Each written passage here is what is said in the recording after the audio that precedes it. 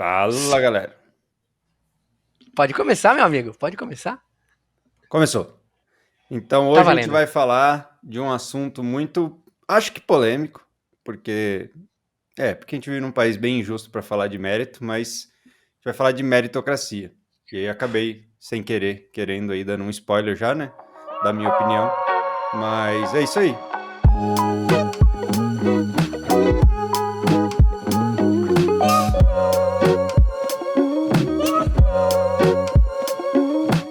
Eu acho que o Skitter pode começar hoje.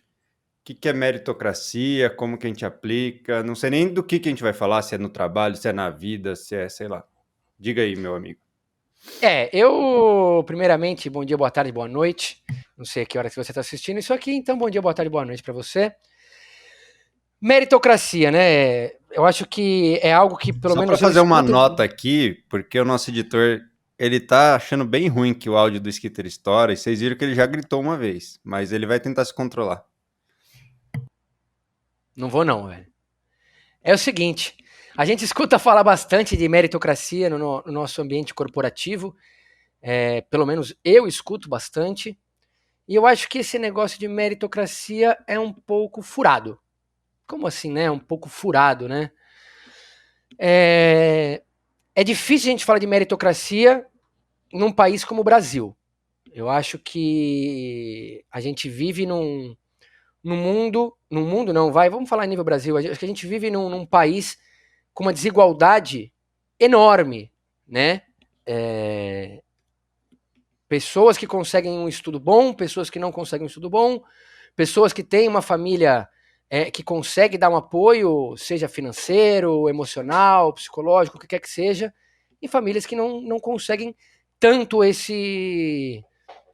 passar esse apoio para os seus filhos, para os seus irmãos, o que quer que seja, né? Então acho que a gente fala de meritocracia num país que não existe equidade, né? Ainda foi um papo que eu tive esses dias com um amigo meu, falando de equidade, a diferença de equidade e igualdade, né? Eu acho que a principal diferença aí de equidade e igualdade não é você dar um banquinho da mesma altura para todo mundo, sendo que várias pessoas têm alturas diferentes, né? Isso é igualdade. Todo mundo tem um banquinho e aí você se vira se você quer enxergar acima do muro, mesmo tendo pessoas com alturas diferentes, né? E equidade é você dar um banquinho maior para quem tem menos estatura, um banquinho maior para quem tem uma estatura menor e por aí vai, né? Então é todo mundo na mesma linha. Aí sim a gente poderia falar de meritocracia, o que eu acho que não se aplica ao Brasil, né? A gente tem aí muito forte, por mais que ainda tenha bastante. Por mais que seja muito falado, ainda é um país, isso não é só o Brasil, isso é no mundo, que tem muito racismo. O racismo ele é estrutural, não é nem esse muito tema, mas eu acho que é difícil falar de meritocracia quando a gente é um país racista, é um país machista, onde o mercado de trabalho vê a mulher como uma pessoa que pode faltar ao trabalho, vê a mulher com salários menores do que os homens. Então, é difícil a gente falar de meritocracia num país como o Brasil, né? Quando a gente fala pensando nos estudos, né? Pessoas com um salário maior conseguem oferecer aí para os seus filhos um ensino melhor. E aí, desde aí, a meritocracia já cai, para mim, já vai para o ralo. Porque eu acho que se uma pessoa ela tem a possibilidade de ter um estudo melhor, ela vai passar à frente de quem estudou a vida inteira em colégio estadual, como eu, sabe? Então, eu acho que meritocracia num país como o Brasil não funciona. Eu acho que outras variantes deveriam ser olhadas, deveriam ser observadas antes disso. E aqui eu vou passar a palavra para o Felipe, perguntar o que ele acha. O que você acha, Felipe? Você acha que tem meritocracia no Brasil? Você acha que dá para se aplicar meritocracia no Brasil? É que aí é o que eu falei no começo, que eu nem sabia que ponto que a gente ia pegar, né? Mas eu acho que tem alguns níveis aí de meritocracia. O primeiro nível, que é o que você está falando, que é o nível, digamos, federal, né? Que afeta toda a federação e políticas públicas, realmente é bem difícil, né? A gente tem um país completamente desnivelado e a gente tentar nivelar todo mundo com o mérito é complicado, que aí é uma questão que eu já vi uma analogia que eu gosto muito, que é a questão do ponto de partida. Não é a gente tentar que todo mundo seja igual, mas todo mundo tem que ter o mesmo ponto de partida.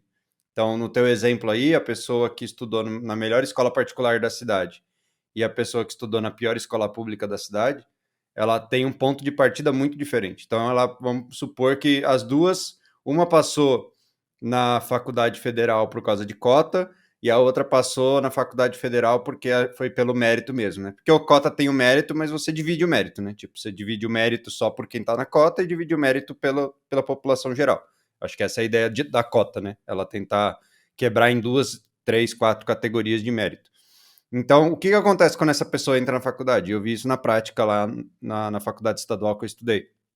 As pessoas que entravam pela cota, não por eles serem cotistas, mas por normalmente essas cotas tentarem atender situações mais complicadas, essas pessoas tinham muita dificuldade de evoluir dentro do curso.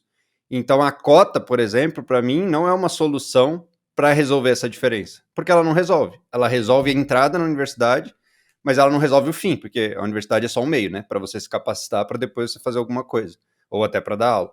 E aí o que acontecia? Entravam várias pessoas pela cota, ali tanto cota para negro quanto cota para indígena, e especialmente indígena tinha muita dificuldade, porque provavelmente a escola na aldeia é muito ruim, e aí ele conseguia entrar, porque tinha cota, então ele só competia entre indígenas, e a faculdade não conseguia fazer com que essa pessoa progredisse lá dentro, o que é uma pena, porque aí é o problema em dobro, né?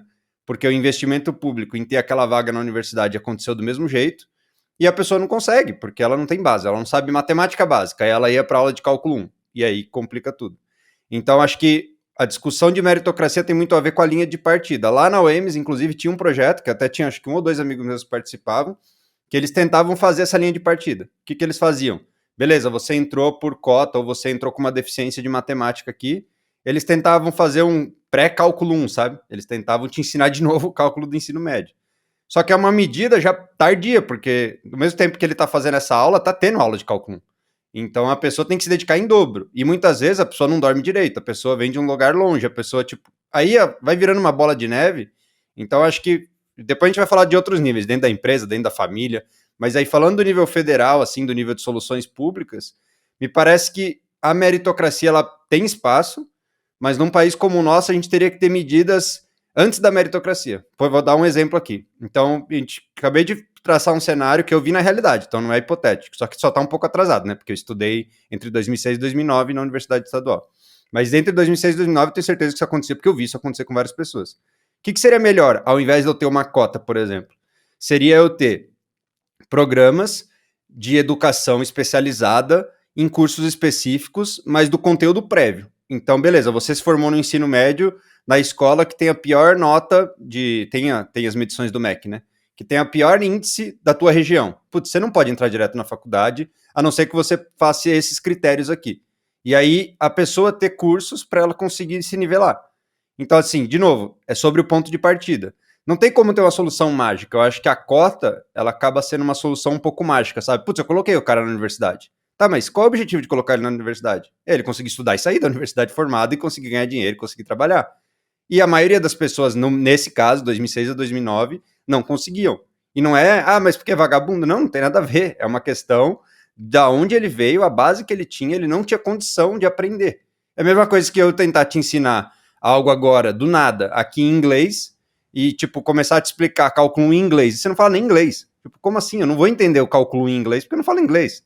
E é isso que acontece. Você está ensinando cálculo 1 baseado em premissas de matemática de ensino médio, e a pessoa não sabe matemática de ensino médio. Tipo, ela não vai entender. Não adianta você tentar. Então, eu acho que hoje a gente faz soluções no governo que elas tentam ignorar que existe um gap estrutural, que até tem a questão também do racismo estrutural, mas que existe um gap estrutural e a gente tenta corrigir com uma solução lá na frente já. Então, não adianta, na minha visão. Então, se a gente tivesse, que aí só para voltar para a meritocracia, se a gente tivesse essas soluções tampão, essas soluções de contorno, eu acho que depois daria para ter meritocracia. Se todo mundo tivesse acesso a um ensino de recuperação ou de complementar, eu não sei qual seria o nome, você poderia tirar a cota, por exemplo. E aí a entrada na faculdade seria 100% meritocrática. Mas como? Teve uma solução antes. A gente fez um programa de nivelamento de conhecimento. Aí é o banquinho que você falou. Então, tipo, o cara da escola privada, ele nem deveria poder acessar esse programa, porque ele teve condição de estudar numa escola boa, então ele não vai acessar esse programa de complementar de educação. O cara da escola ruim, e aí eu tô falando de escola boa e escola ruim, tá? Porque tem que ter uma avaliação do MEC, o MEC põe lá a avaliação se é boa ou ruim, não importa se é pública, pode ter escola pública boa. Então, tem que ter a avaliação da escola. Beleza, você teve a mesma condição? Teve. Então você vai disputar com a galera que tem a mesma condição. Não, você não teve. Putz, mas essa pessoa vai perder um ano a mais. Gente, não tem atalho. Por exemplo, no caso de aprendizado, não tem atalho. Não adianta você comer esse ano, porque é conhecimento que tá faltando. Então, eu acho que hoje a gente tenta atalhos e a gente tenta fazer uma meritocracia falsa e que não dá em nada. Pelo menos entre 2006 e 2009, eu tenho certeza que o resultado foi muito ruim dessa política. Mas você não acha que... Eu só para começar assim, eu sou favorável a cotas. Eu acho que cotas têm que existir sim, porque cotas ele vai ser um nível de equidade. É exatamente isso, tá? Ele vai dar possibilidade para um indígena que não teve um ensino bom também fazer uma faculdade. Eu acho que sim. Aí a Ou gente não, vai... né? Ele vai entrar na faculdade, porque é só isso que a cota faz, né? A cota não ajuda ninguém a fazer a faculdade. Ele vai dar essa possibilidade. É isso que eu falo de equidade. É a possibilidade de todo mundo ver acima do muro, sabe? Não são todos iguais. A gente tem que entender, e é por isso que eu sou a favor, porque existe uma diferença. É claro, ele vai ingressar na faculdade, ele vai ingressar num trabalho, se isso vai ser bom, se ele vai desenrolar um bom trabalho, isso aí, é claro, vai depender dele também. Não, Né? mas só para tu usar a tua analogia em cima do muro para ver se eu consigo, pelo menos, explicar meu ponto. Pensa se fosse uma pessoa deficiente visual. E aí você coloca ela em cima do muro, em cima do banquinho e fala, agora você consegue enxergar depois do muro.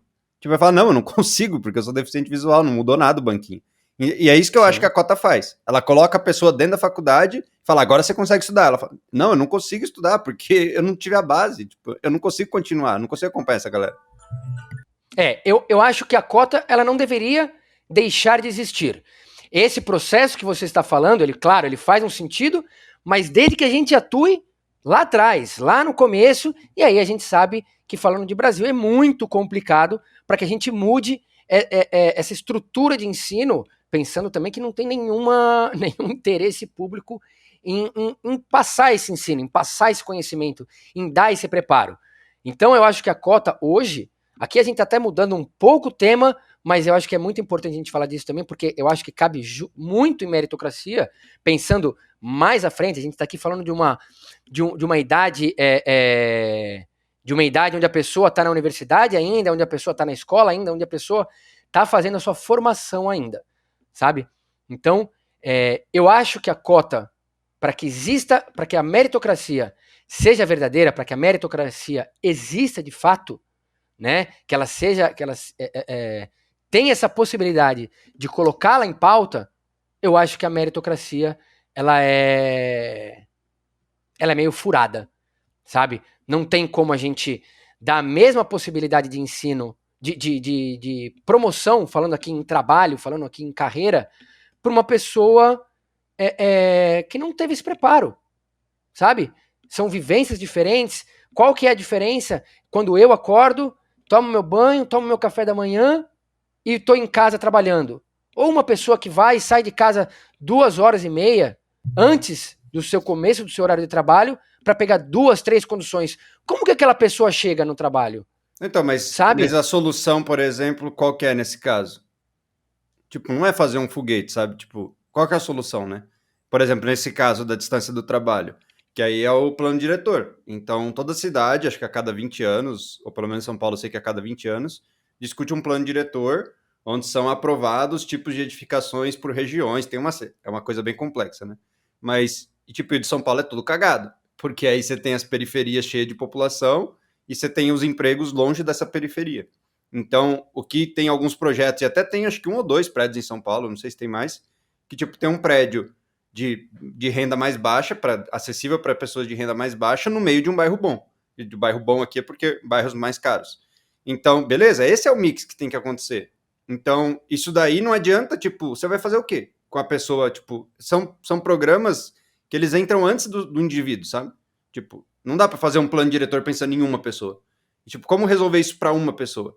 É complicado, sabe? Eu acho que é um problema mesmo, que aí volta no estrutural, né? Se a gente não atacar esses problemas, a gente pode ter cota, que aí até pareceu que eu sou contra cotas, eu não sou contra cotas, eu sou contra cotas por si só.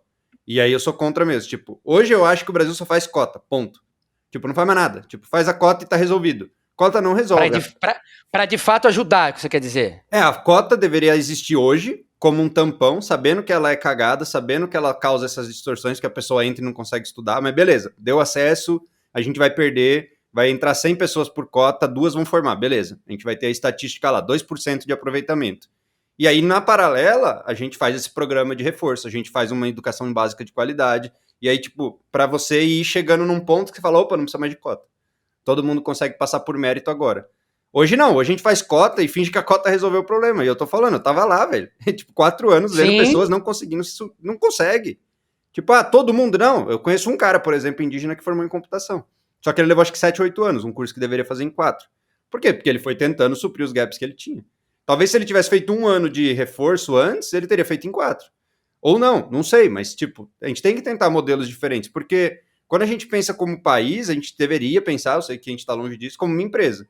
Então, você manter uma pessoa que deveria ter ficado 4 anos na universidade por 8 é um custo para o Estado. Tipo, não é de graça uma pessoa frequentar um lugar público por 4 anos a mais. Putz, é caro pra caramba. E, tipo, será que não era mais barato ter pago ele 1 ano para ele fazer um reforço? Então, acho que também o Estado, que aí entra essa ideia do Estado mais enxuto, né? Então, a gente hoje não tem um Estado enxuto, tem soluções que não resolvem nada, mas que pelo menos são bandeiras políticas, que aí entra o fim dessa parada, né? Que aí muitas vezes é mais para angariar votos de um grupo específico do que realmente para resolver o problema. Porque, de novo, eu sempre falo isso, né? Se 2 idiotas aqui conseguem perceber que a cota não resolve tudo, como que um cara que tá lá no Ministério da Educação não sabe que a cota não resolve tudo? Lógico que ele sabe, né? Não tem interesse, né? Não tem interesse em preparar, e é justamente por isso, né? Eu ouço muito isso, eu ouço demais meritocracia, meritocracia, meritocracia. Então bora pro banco, porque você não tá no funcionalismo público. O que você ouve de meritocracia aí no mercado privado agora? Vamos esquecer o governo. Justamente isso, sabe? Essa palavra meritocracia, como se todo mundo... Por isso que eu sou contra, tá? Eu acho que meritocracia é muito complicado. Mas eu também aqui, eu acho que eu não tenho... Hoje não teria uma solução. Aqui, como a gente é um bate-papo, é uma conversa nossa...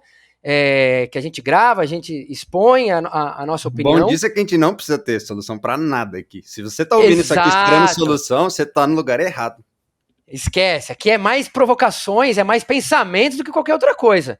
Para que você pense também e de repente deixe no comentário qual que seria de repente uma solução. Aí, só para nossa audiência saber, eu tô tendo que trocar de casaco por casaco, porque eu desliguei o aquecedor, que está frio aqui em Dourados, por vocês, para não ficar ruído, e tá difícil, porque tá ficando frio aqui o quarto. Tá sofrendo pela gente, né, cara? Isso é o cara que se entrega, né? Mas eu ouço muito isso, meritocracia. Você tem que se preparar, você precisa buscar, você tem que ser o protagonista da sua vida, você precisa correr atrás dos seus estudos, aí é coach, você precisa se preparar. Totalmente. Só que tá aí a diferença. Qual que é a diferença de um cara que vai de carro pro trabalho para uma pessoa que deixa 2 filhos na escola antes de ir, vai na correria de transporte público? Não tem equidade. Não dá para se aplicar meritocracia numa instituição onde existem várias realidades. Cada mente é um universo. Cada pessoa tem a sua dificuldade, tem a sua fraqueza, tem a sua fortaleza, quase uma análise SWOT, né? Mas cada um vai ter aí a sua dificuldade. Então é difícil a gente tratar a meritocracia, cobrar uma profissionalização, um curso, uma especialização de uma pessoa que tem 2 filhos em casa, que precisa fazer uma marmita para o marido trabalhar no outro dia, ou o cara que vai, sai do seu trabalho, vai para a escola e fica até meia-noite, 1h, e acorda 5 horas da manhã, pega transporte público. É difícil a gente falar de meritocracia nesse ponto. Então eu acho que para o ambiente corporativo, num ambiente como o Brasil, com tantas adversidades, com tantas diferenças de vivências, né? Eu e você aqui, nós somos amigos há quase 20 anos, mas nós tivemos vivências totalmente diferentes, sabe? Experiências de vida totalmente diferentes. E se eu e você, nós estamos numa mesma empresa, é difícil se aplicar meritocracia. É muito diferente se aplicar meritocracia. Eu entendo que cada um tem que buscar o autoconhecimento, que cada um tem que buscar aí melhorar a sua vida, sabe? Mas é difícil, dentro do ambiente corporativo, você usar meritocracia como uma forma de promoção. Eu acho que existem muitas outras variantes e isso tem que ser olhado com uma lupa muito grande. Quem que é o Felipe? Como que o Felipe veio aqui? Como que é a vida do Felipe? E isso não acontece no ambiente corporativo. Eu tenho plena ciência que eu não sou nada mais, nada menos do que um número. Sabe? Eu sou só um número. Ainda eu quero ler aqui, eu quero saber se você pensa da mesma forma que eu. Eu recebi ontem ainda no Instagram algo muito interessante que faz muito sentido do que nós estamos falando e eu quero ler aqui para vocês agora, né? Que é um post que eu vi na internet. Pode falar, cara. Não, é que o jeito que você falou foi muito igual, pastor, velho. Tipo, agora vamos ler aqui. Eu queria ler um versículo com vocês, mas lê aí. Segundo o Instagram, 13 e 14, vai, lê. Exato. Que aqui eu vou baixar a cabeça aqui para ler, né?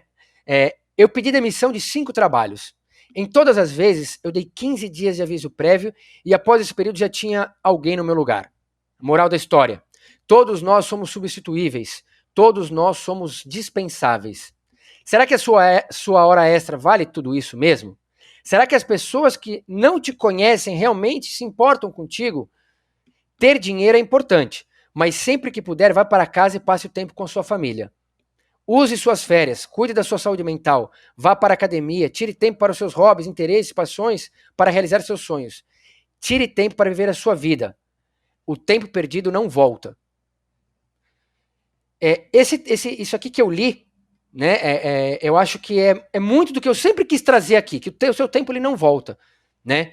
E como que eu quero linkar isso com meritocracia?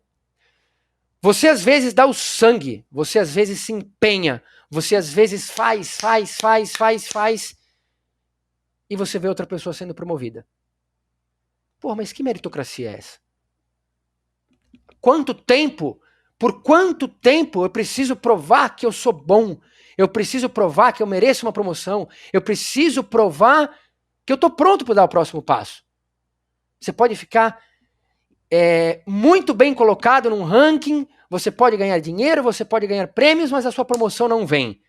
O que está faltando? É meritocracia? Que meritocracia é essa? É tempo de cadeira? É ver o quanto você apanha e aguenta e você é resiliente?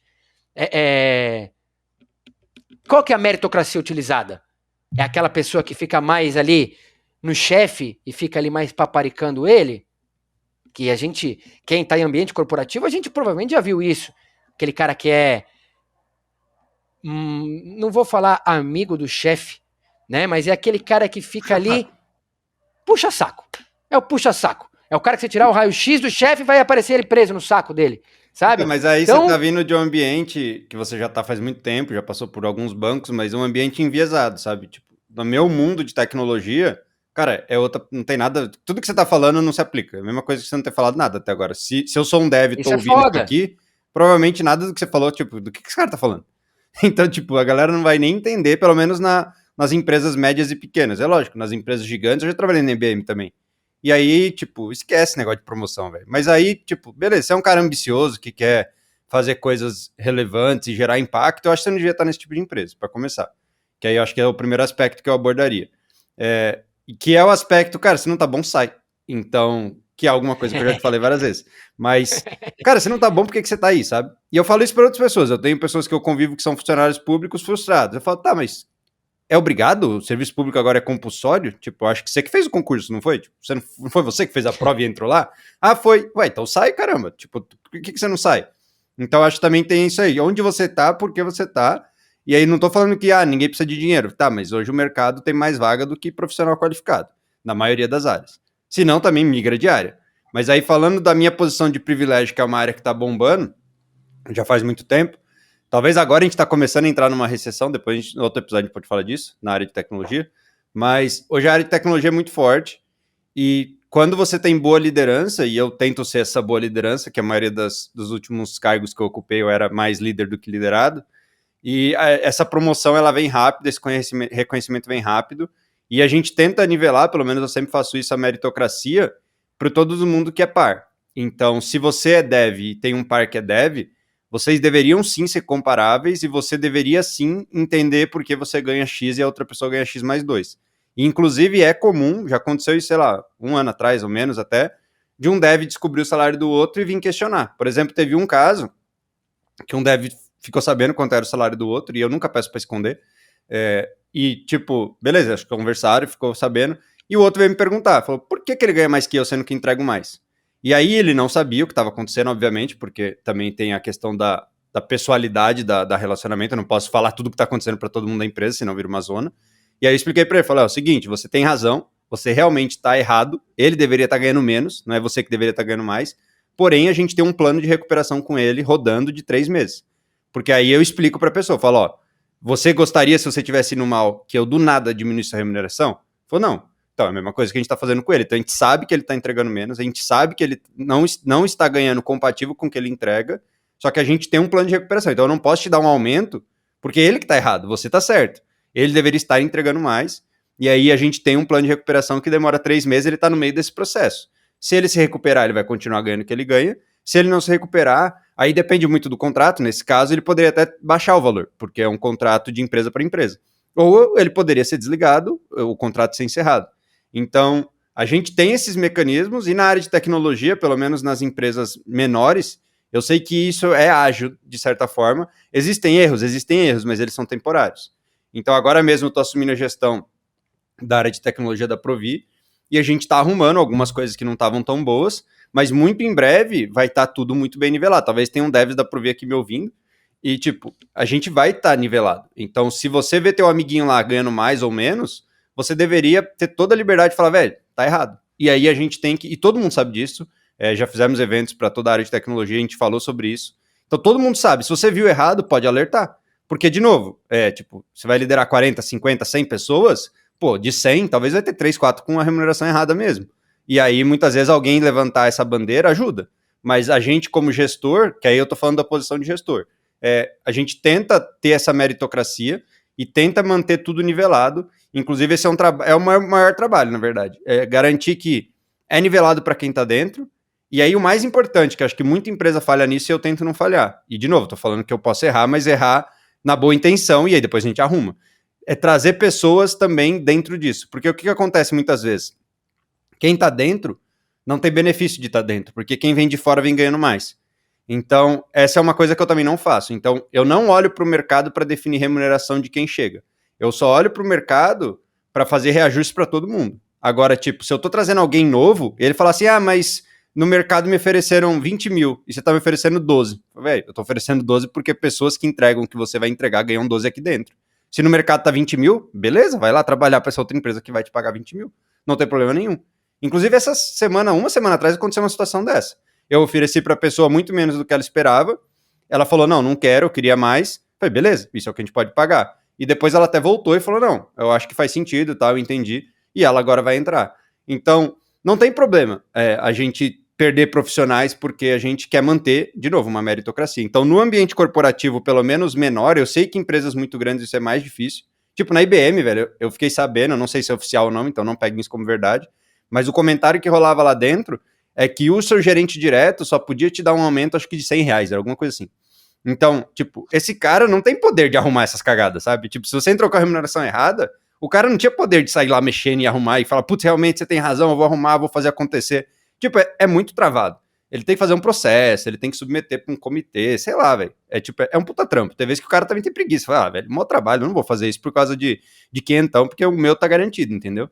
Então, sim, a gente tem essas questões, mas dentro do ambiente corporativo, empresas boas de tecnologia, na minha visão, a gente tem uma meritocracia aceitável.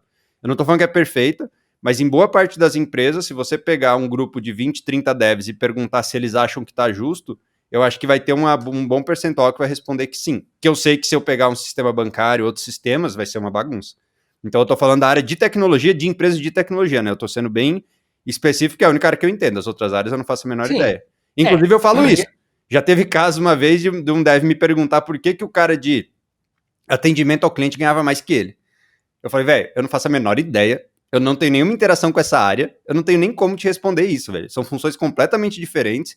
Porque, tipo, se a gente falar de meritocracia, vamos ter meritocracia no mundo inteiro ao mesmo tempo para todo mundo, tipo, é óbvio que não funciona.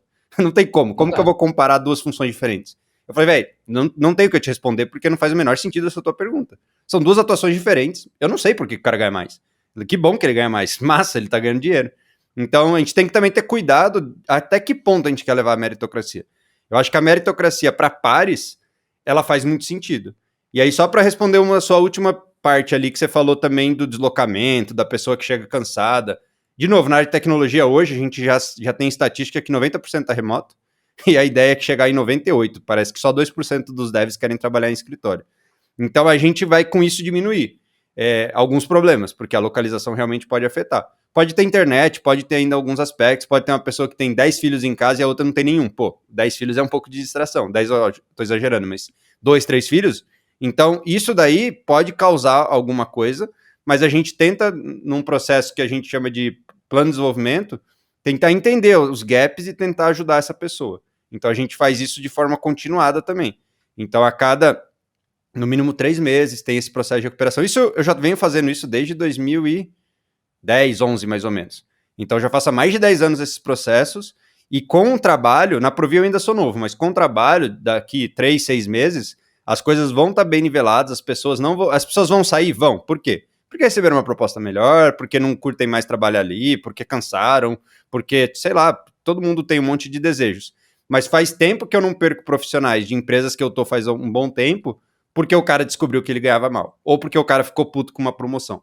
Faz muito tempo, eu nem lembro qual foi a última vez que isso aconteceu. Então a gente tem saída sim, obviamente, vai ter sempre saída, ainda mais no mercado aquecido como o nosso, mas eu acho que dá para ter. Eu considero que as equipes que eu lidero por um tempo, elas têm meritocracia. E aí eu tô chamando, tem um monte de gente aqui que já foi liderado meu que vai ouvir isso aqui. E pode trucar e pode falar, não, você tá falando, mas eu acho que ela é viável. Aí o que eu vejo, que aí eu queria até a sua opinião também, mas é difícil que você tá numa empresa muito grande, mas assim, eu acho que é preguiça, velho. Eu acho que não é. Tudo que eu falei aqui é meio óbvio. Pode estar todo mundo falando que bosta, velho. Falou 10 minutos de obviedades. Mas eu acho que é tudo óbvio mesmo. Só que eu acho que a maioria dos líderes são preguiçosos. Tipo, o cara não quer ter o trabalho de fazer isso, não quer ter o trabalho de falar pra pessoa que ela tá ganhando mais do que ela devia, criar um plano de recuperação. Então eu acho que a nossa gestão atual, e talvez se o Brasil seja um pouco pior, acho que talvez na Europa a galera presta mais atenção nisso, por exemplo. Nos Estados Unidos eu acho que eles estão cagando também. Mas acho que na Europa eles prestam atenção nisso, é muito preguiçosa. Tipo, não tem essa. Em geral, tá? Obviamente que tem exceções, mas no geral acho que a gente tem uma liderança preguiçosa nas empresas. Aqui, eu queria, do que você falou tudo, eu queria trazer 2 pontos que, falando em meritocracia, para mim, o que você falou é a solução. Aqui o que você disse, nada mais, nada menos do que essas pessoas, você fez o que eu falei, você pegou uma lupa e você olhou de perto. Você entendeu o que aconteceu. Você não tratou aquela pessoa como um simples número. Esse aqui é o número 10, esse aqui é o número 15 e X. É que aí que é a preguiça, né? Porque é muito mais fácil eu tratar todo mundo como um número e beleza, né? E não é o caso. Pô, peraí, o Felipe tá indo mal, o Felipe tá desempenhando. Peraí, Felipe, vem cá. O que tá acontecendo? Eu sei que você pode entregar XYZ e você tá entregando A. Por que tá acontecendo? Por que tá assim? Então, é um líder preguiçoso, pode ser uma causa, sabe?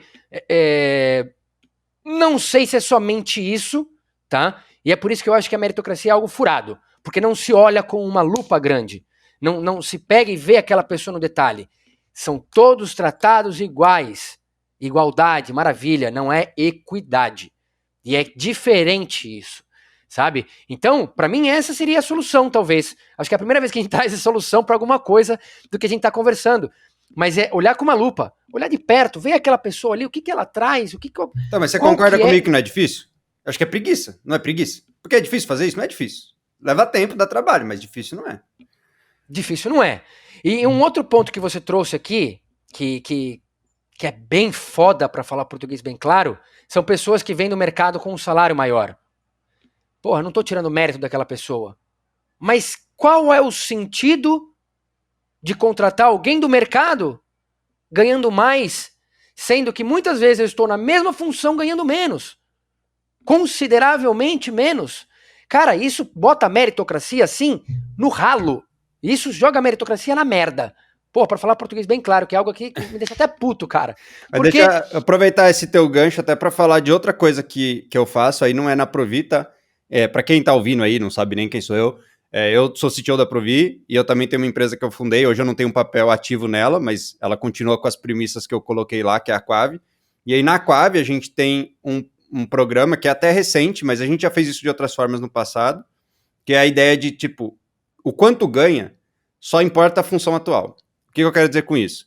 Se eu trouxer alguém hoje para fazer exatamente o que um dev que está lá na Quave faz 3, 4 anos faz, eles vão ganhar exatamente a mesma coisa no mês a mês.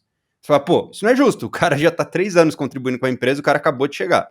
Então, remuneração mensal, valor do contrato mensal, é baseado na entrega atual. Se você reduzir a sua entrega atual, vai ser reduzido. Se você aumentar, vai ser aumentado. Então, é simples assim os contratos hoje da Quave na remuneração mensal. O que a gente está colocando a partir desse trimestre, até com a gestão nova que está assumindo a empresa depois que eu não estou mais na função executiva, o que a gente está colocando?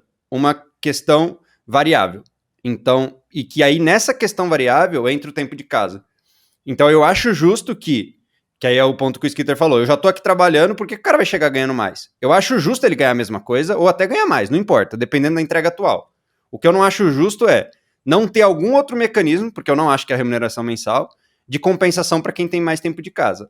Na Quave, o que a gente criou? A gente vai pagar o bônus anual, na verdade vai ser trimestral, baseado em tempo de casa.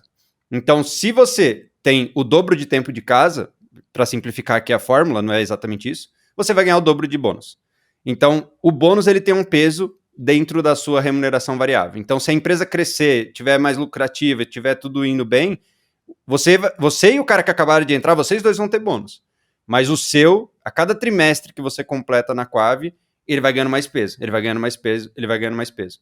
Então, é uma forma também de compensar, que aí não é a meritocracia imediata, aí já é a meritocracia no longo prazo. E aí é legal também, porque ela força a gente a não compactuar com a mediocridade. O que é mediocridade? É a pessoa que está sempre no meio. Então, essa pessoa que está sempre no meio, ela pode ficar ali para sempre. E aí o bônus vai ficar muito alto para essa pessoa. Então, essa fórmula também exige da liderança um cuidado com o medíocre. Tipo, não, a gente não vai aceitar a mediocridade, a gente quer gente top. Porque senão esse medíocre vai levar uma boa parte do bônus no final. Então, eu acho que isso também é legal, a gente pensar em tempo de casa como um fator determinante para essa remuneração variável. Mas, de novo, eu reafirmo aqui o que eu já faço, que não acredito que tempo de casa tem que impactar na remuneração mensal. Porque senão fica muito zoado. Eu sei que tem dissídio, aí dependendo de qual regimento você está trabalhando, talvez você tenha algumas coisas obrigatórias, obviamente siga a lei. Mas se tem liberdade da forma de fazer gestão, eu dividiria as paradas, porque fica muito mais fácil. Tipo, o que você entrega hoje é o que define a sua remuneração mensal. Outros bônus, outros pagamentos que a empresa vier a fazer, aí você põe outros fatores, como, por exemplo, esse tempo de casa, ou até poderia, vamos supor, aqui hoje a Quave todo mundo é remoto, né? Mas vamos supor que não fosse, tem uma pessoa que ela tem um desgaste a mais, ela tem, tipo, 2 horas de deslocamento. Poderia ter um fator desse no bônus variável. Poderia ter, cara, se você se mata pela empresa para vir trabalhar, vamos pôr um fator aqui para essa pessoa ganhar mais, porque, sei lá, ela cuida da família dela que mora lá naquele bairro, ela não pode se mudar. Então, tipo, Sim. a gente tem que ser criativo, sabe? Mas, de novo, eu vou voltar na preguiça. Eu acho que hoje boa parte do mundo é cagada porque a galera é preguiçosa. E aí a galera, tô falando, a galera que tá em posição de liderança, que é quem realmente tem como conseguir mudar as coisas, sabe? Eu acho que tem uma preguiça mental mesmo, não é física. Tipo, cara, vai dar trabalho, vamos me questionar, vamos perguntar por que a fórmula é essa. Se você não fizer nada, tipo, vai questionar o quê? Não tem nada para ser questionado, sabe? Então, eu acho que tem um pouquinho de preguiça aí nesse problema, e que nas empresas grandes aí vira preguiça com burocracia, né? Aí mistura tudo. Exato. O que eu acho que aqui, para a gente finalizar, para não se estender mais, o que está faltando é isso. Mais atitude para ter equidade e uma lupa na pessoa. Olhar ali de perto, ver o que aquela pessoa faz, qual que é a realidade dela, sabe? Cara, se na tua empresa não tá assim, que aí também é pro Skitter aqui, né? Vaza, velho. Tipo, porque eu tô aqui numa posição diferente, porque como eu tô numa posição de liderança, eu não tenho... Na Provi até tem os 2 fundadores, que são meus pares, mas teoricamente seriam meus líderes, né? mas a gente pode até falar disso outro dia, de como foi esse processo de contratação. Mas, então, assim, eu tenho 2 líderes lá, mas na Quave eu não tinha. Então, em várias outras empresas eu não tinha. No Meteor eu também era o CEO, não tinha um líder. Então, eu não estou muito nessa posição de me ver com uma liderança que não está me tratando bem. Mas se eu tivesse, eu sairia, velho. Tipo, e depende do mercado. Eu sei, tem casos que você vai falar, pô, mas eu não tenho outro emprego. Beleza, aí ferrou. Mas, tipo, no mercado de tecnologia, se você tá num lugar que você não tá sendo bem tratado ou que as pessoas não estão te tratando com mérito, vaza, velho. Tipo, você tá perdendo seu tempo, não precisa. Você tá apegado em alguma outra coisa que não faz o menor sentido. É que aqui eu acho que você tá vendo um nicho desse tamanho. Você tá vendo um nicho muito pequeno, sabe? E uma realidade que, de repente, foge muito da nossa. Pô, se eu tenho 2, 3 filhos, se eu tenho um aluguel, se eu tô pagando prestação de casa, tenho conta, preciso alimentar meus filhos, não é tão simples assim, não tô contente, vou sair. Então, eu acho que é justamente isso, é esse o ponto. É Siga olhar com uma como lupa. criar um app e aprenda a ser um programador. Isso, então, eu acho justamente isso. Você tem que olhar com uma lupa, porque não é todo mundo que tem a mesma facilidade de pegar e sair da uma empresa. E aí, mais uma vez, eu vou dar um spoiler que eu quero falar aqui de transição de carreira. Não é fácil. Não é tão fácil quanto parece. Quanto o Felipe está colocando aqui, que com uma facilidade muito grande. Eu não tenho tantas responsabilidades assim, e mesmo assim, para mim, é um pouco difícil. Talvez seja o meu pensamento, é a minha cabeça, é uma coisa que está mais travada, digamos assim, mas eu entendo. É o que a gente prega aqui, não tá feliz? Sai. Não tá feliz? Vaza. Mas eu entendo que cada um tem a sua particularidade. Cada um tem a sua dificuldade, os seus anseios e objetivos e, principalmente, as suas necessidades. Nada é mais importante do que botar comida na mesa da tua casa. Então, eu entendo tudo isso. Aqui, não vou nem querer levar para esse lado, mas pensando em meritocracia, para a gente fechar mesmo, porque já está dando muito tempo de podcast aqui, de conversa. Solução para meritocracia: olhar o indivíduo, cada sua realidade, e não olhar de uma maneira massificada, onde todos são iguais, porque não somos iguais. Cada mente é um universo e cada um tem uma realidade diferente, cada um pensa de uma maneira diferente e cada um tem a sua dificuldade diferente. Então, olhar com uma lupa muito grande. Os exemplos que o Felipe deu são muito positivos no meio do ambiente dele. Trazendo para o meu, fica muito difícil de se fazer. Então, deixe a sua opinião, deixe o seu comentário, vê o que você acha que seria a solução para ter uma meritocracia que de fato funcione, para que pegue todo mundo e aí todo mundo fique muito feliz. Galera, vocês deixaram de comentar no YouTube, antes vocês comentavam mais. E os views não estão caindo, mas os comentários sim. Então, tipo, bota a opinião aí, especialmente no YouTube, porque no YouTube a galera lê mais comentário, em outras plataformas acho que ninguém nem lê. Então, coloca no YouTube teu comentário, mesmo se você estiver ouvindo em outro lugar, vai lá no YouTube, é só por 2 amigos, uma riqueza você vai achar.